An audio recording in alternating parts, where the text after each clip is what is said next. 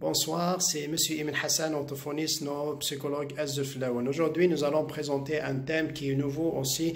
Donc, c'est un nouveau thème qu'on va vous présenter. Il est important, aussi intéressant comme les sujets ou bien les thèmes dont nous avons abordé précédemment. Donc, aujourd'hui, on va parler sur un thème qui est bien celui des troubles d'apprentissage. Avant d'entamer ce sujet, permettez-moi de vous remercier tous, de remercier tout un chacun qui m'a encouragé, tout un chacun qui a partagé mes vidéos, tout un chacun qui a visité notre chaîne sur YouTube, et ceux qui ne sont pas encore abonnés, je vous sollicite de bien de venir et de visiter notre chaîne et de vous abonner à cette chaîne. Donc voilà.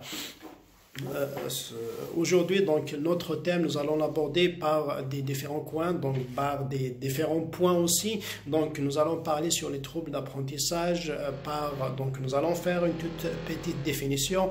On va parler sur le dépistage, on va parler sur le diagnostic qui succède au dépistage, bien sûr. Donc, on va faire une petite distinction entre les difficultés d'apprentissage et un trouble d'apprentissage. Donc, on a la difficulté et on a un trouble d'apprentissage. Aussi, on va parler sur un trouble spécifique d'apprentissage et un trouble non spécifique d'apprentissage. Donc, ce thème donc vient suite, donc c'est pour répondre aux besoins, c'est pour répondre aux appels dont nous avons reçus sur nos SMS ou bien sur dans notre boîte, là où des parents ou bien des profs d'école, des enseignants donc qui nous ont sollicité à parler à propos de ce côté, à propos des troubles d'apprentissage. Donc, maintenant, on va faire une toute petite définition et dire que les troubles d'apprentissage est un dysfonctionnement ou bien est un désordre dans le processus d'acquisition des connaissances. Donc, c'est un désordre dans le processus d'acquisition des connaissances. Donc, le processus d'acquisition est comment on dirait, il est altéré ou bien il est en difficulté, donc il ne se fait pas couramment ou bien il ne se fait pas d'une façon normale. Donc il est identifié lorsque ce trouble ou bien ce trouble d'apprentissage, il est identifié lorsque les résultats de l'enfant à des tests standardisés, ou bien ses capacités ou bien ses réponses à ces tests standardisés ou bien adaptés montrent un retard ou bien un décalage entre le niveau actuel de l'enfant et le niveau attendu. Donc, avec une différence de 2 ans. Donc, c'est comme si, on va dire, un enfant de 4e année et un enfant de 2e année, ou bien un enfant de 1re année et un enfant de 3e année. Donc, cet enfant de 3e année ne donne des réponses, ou bien ce processus d'acquisition se fait comme celui de la 1re année. Voilà. Donc, l'enfant, dans cet état, ou bien dans cette situation, l'enfant produit des erreurs qui sont différentes par rapport à celles des enfants de son âge ou bien de sa classe. Donc là, le prof va remarquer que cet enfant est différent par rapport aux autres enfants. Voilà. Donc le pronostic, comme on a dit, donc le dépistage, pardon. Donc le dépistage, comme on a dit, se fait généralement par l'enseignant dans sa classe lorsqu'il remarque qu'il y a des éléments qui sont faibles ou bien il y a des éléments qui manquent de motivation, qui manquent de vivacité dans la classe par rapport aux autres enfants. Voilà, donc là, il va se référer à une équipe pluridisciplinaire ou bien à l'équipe, ce qu'on appelle, généralement, il existe ce qu'on appelle l'UDS, donc l'unité du dépistage scolaire. Donc là, le prof se réfère à cette équipe-là, et cette équipe-là va faire son travail pour poser ce qu'on appelle un diagnostic. Donc le diagnostic se succède au dépistage. Voilà. Donc une fois on a donc fait ce dépistage, donc c'est autour d'une équipe pluridisciplinaire qui va prendre en charge cet enfant. Donc, bien sûr, le dépistage se fait vers 5 ans ou 16 ans. Donc, dès la rentrée de l'enfant donc à l'école, le prof peut remarquer certaines lacunes chez cet enfant.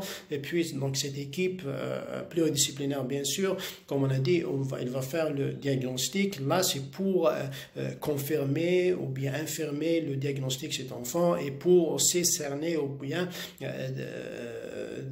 trouver quels sont les points faibles de cet enfant, quelles sont les lacunes de cet enfant, quelles sont les difficultés dont l'enfant donc présente. Et puis là, comme on a dit, donc cette équipe va faire le nécessaire pour aider cet enfant. Donc, alors chaque spécialiste va faire son rôle, chaque spécialiste va jouer son rôle. Soit un médecin va faire passer des examens, soit le côté neurologique, soit un psychologue qui va faire donc mesurer ou bien quantifier le quotient intellectuel de cet enfant. Même aussi l'orthophoniste va faire son rôle, il va faire donc passer des examens pour cet enfant pour voir donc le fonctionnement cognitif de cet enfant. Il va donc étudier ses fonctions cognitives. Est-ce que ça travaille bien? Est-ce que le processus cognitif ça travaille ou bien ça fait son rôle ou bien donc le processus cognitif n'a pas de problème soit au niveau de la mémoire, soit au niveau du langage, soit au niveau de la planification, de résoudre des tâches ou bien des problèmes, donc ou bien au niveau de l'attention et de la concentration. Donc là, pour bien détailler les choses et pour connaître l'enfant et pour voir quelles sont donc les capacités de cet enfant. Voilà, donc chaque thérapeute, chaque spécialiste va faire passer ses tests et puis à la fin un diagnostic général sera posé par cette équipe. Et puis une autre démarche qui va s'en suivre est bien la prise en charge et l'accompagnement de cet élève ou bien cet enfant.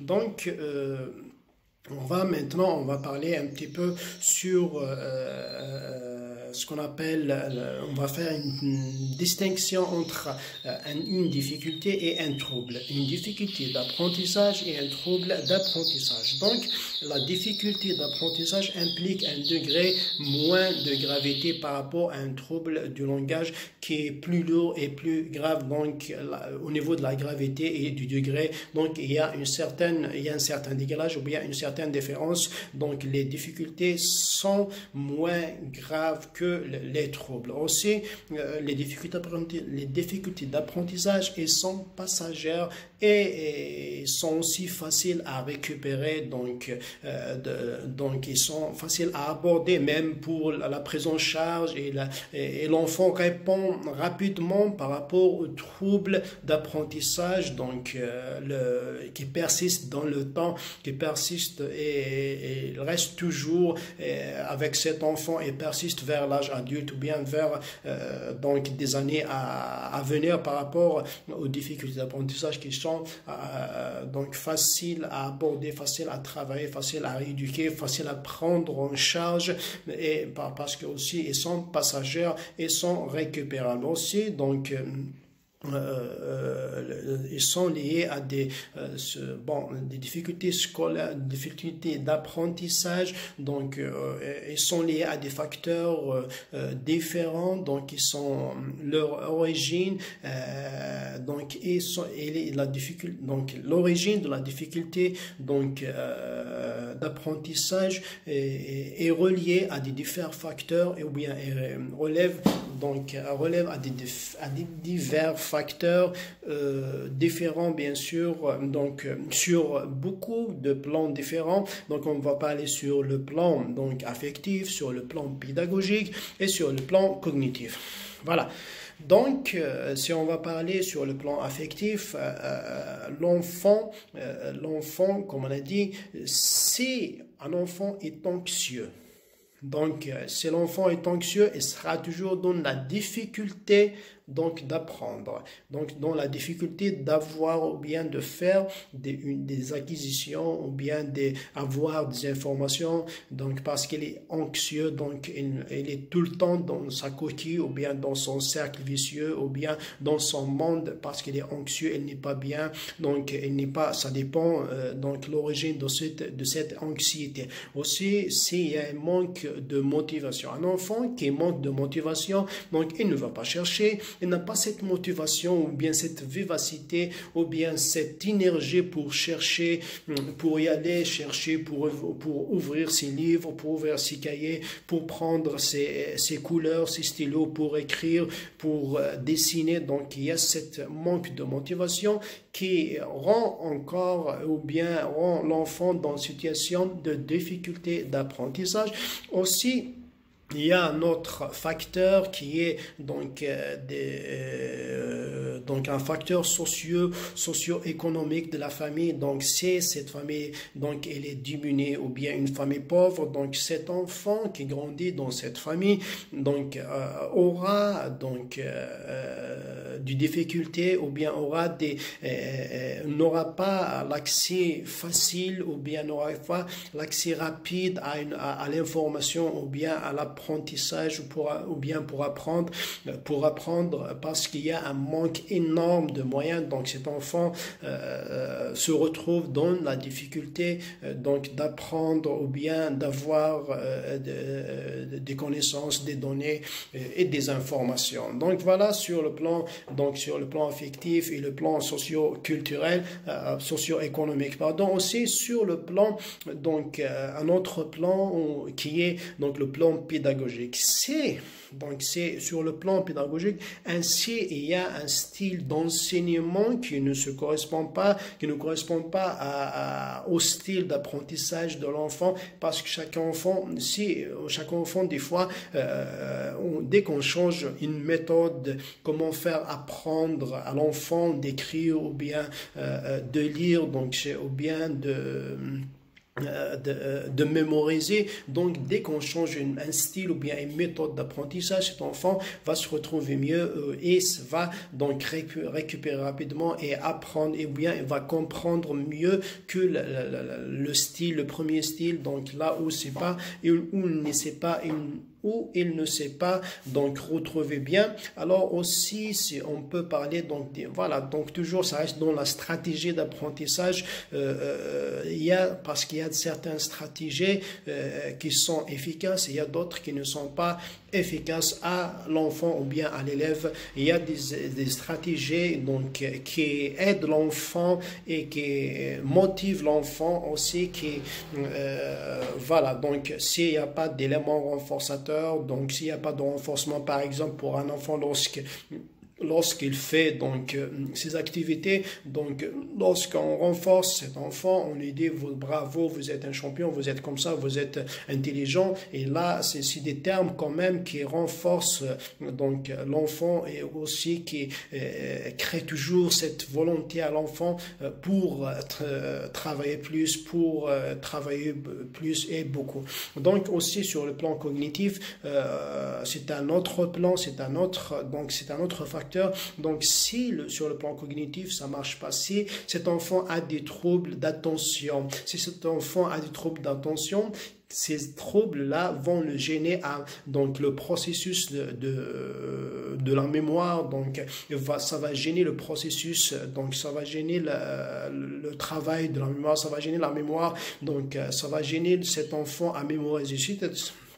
Si on a un enfant dans la classe qui est instable, un enfant qui bouge trop, un enfant qui manque de concentration et d'attention, donc là, cet enfant, c'est sûr qu'il ne va pas apprendre comme les autres enfants, comme un autre enfant qui est calme, qui est présent avec l'esprit et l'âme. Donc il écoute, il suit le cours, et donc il est avec le prof, comme un enfant qui a une attention dispatchée, donc qui a un manque d'attention. Donc là, il sera comme on a dit, dans la difficulté donc de faire d'avoir des connaissances et d'avoir de nouvelles informations. Donc là, ce sont des facteurs qui rendent l'enfant dans ce qu'on appelle les difficultés d'apprentissage. Aussi, donc pour l'autre verso, pour le trouble d'apprentissage, donc il est lié à des troubles neurodéveloppementaux, donc des troubles qui se développent, donc des troubles qui sont lourds et qui sont donc soit pour le travail, soit pour le dépistage, donc parce que des fois c'est des troubles qui se connectent entre eux, des fois c'est des troubles qui se ressemblent aussi, donc on sera donc même nous en tant que thérapeute dans la difficulté de faire un diagnostic donc les premières ou bien donc on sera dans la difficulté de faire un diagnostic précis parce qu'il y a trop de ressemblances, il y a trop de ressemblances entre les troubles, donc on aura besoin beaucoup plus de temps pour poser le diagnostic final. Voilà, donc on va parler cette fois-ci, donc on va parler maintenant sur des troubles qui sont spécifiques et des troubles qui ne sont pas spécifiques ou bien des troubles non spécifiques. Les troubles non spécifiques ou bien les troubles spécifiques donc concernent les élèves chez lesquels on n'a pas diagnostiqué ce qu'on appelle une déficience mentale, une déficience sensorielle chez cet élève dont on n'a pas diagnostiqué aussi des troubles de personnalité, de l'autisme, aussi un environnement socio-économique et normal aussi, donc mais les troubles de l'apprentissage spécifique, le trouble d'apprentissage spécifique, il provient d'un dysfonctionnement au niveau du cerveau. Concernant les non spécifiques, donc les troubles d'apprentissage non spécifiques, ils sont associés à des troubles dont on a cité précédemment et il provient d'une carence ou d'un défaut d'éducation scolaire ou bien paternelle ou bien environnementale. Voilà, donc là, on a parlé sur les spécifiques et les non spécifiques. Donc, on continue toujours à parler donc lorsqu'on dit un trouble spécifique, donc là, il est spécifique parce qu'il touche des domaines spécifiques, il touche des différents domaines spécifiques. Donc là, on parle de ce qu'on appelle, on va ou bien ouvrir une parenthèse pour parler sur les troubles dits. Donc là, on parle d'une dyslexie, d'une dysorthographie, aussi d'une dyspraxie, d'une dysphasie et d'une dyscalculie. Donc si on parle d'une dyslexie, donc on peut dire c'est un trouble au niveau de l'identification des mots ou bien des lettres, ou bien des chiffres. Voilà. Donc pour une dysorthographie, c'est un trouble au niveau de l'orthographe. Donc l'enfant fait d'erreurs d'orthographe parce que des lettres se ressemblent ou bien il ne sait pas comment écrire ces lettres ou bien ces phonèmes. Aussi une dyscalculie, c'est des troubles qui affectent les fonctions numériques. Aussi la dysphasie, c'est un trouble ou bien un retard complexe de langage. Aussi on parle aussi d'une dyspraxie, c'est un trouble qui affecte le mouvement ou bien un trouble qui est un trouble développemental de la coordination. Voilà, donc là, on a essayé de parler un petit peu sur les troubles d'apprentissage, donc on a essayé de les clarifier un petit peu, et le reste, c'est que, comme on a dit, après avoir mettre ou bien poser le diagnostic final que c'est un enfant qui présente des troubles spécifiques, ou bien des troubles d'apprentissage, donc l'équipe pluridisciplinaire aussi va commencer à tracer un programme selon les résultats résultats de cet enfant, selon les capacités de cet enfant, un programme qu'on va adapter à cet enfant. On va faire un programme de rééducation et un programme d'accompagnement quotidien, d'accompagnement journalier pour cet enfant, donc pour l'aider à surmonter, à surpasser ces difficultés et pour avoir aussi pour avoir ce qu'on appelle des résultats meilleurs et donc aussi et pour faire ou bien pour passer une scolarité normale comme les autres enfants de son âge. Donc je tiens à solliciter les enseignants à essayer d'observer bien leurs élèves, à les remarquer bien et puis à se référer aux EDS ou bien aux spécialistes pour diagnostiquer cet enfant. Dès que vous remarquez qu'un enfant au sein de votre classe, donc il est instable, qui présente des troubles du langage, des troubles de l'oralité, des troubles de la parole ou bien d'autres troubles, donc essayez de le signaler et comme ça c'est pour aider cet enfant afin de faire le nécessaire et puis le récupérer et faire une scolarité normale telle que lui et les autres enfants. Donc je tiens à vous remercier pour m'avoir suivi à ce moment. Là, je pense que on a tardé un petit peu, on s'excuse, mais j'espère qu'on a essayé qu'on a éclairé un petit peu les choses, que le thème est devenu un petit peu clair par rapport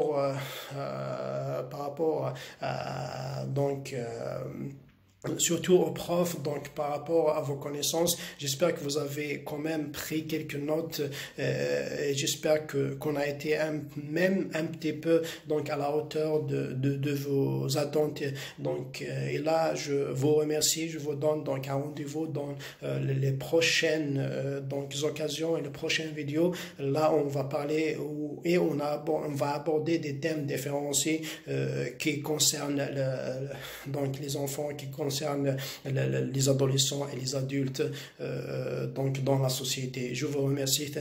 Assalamu alaikum.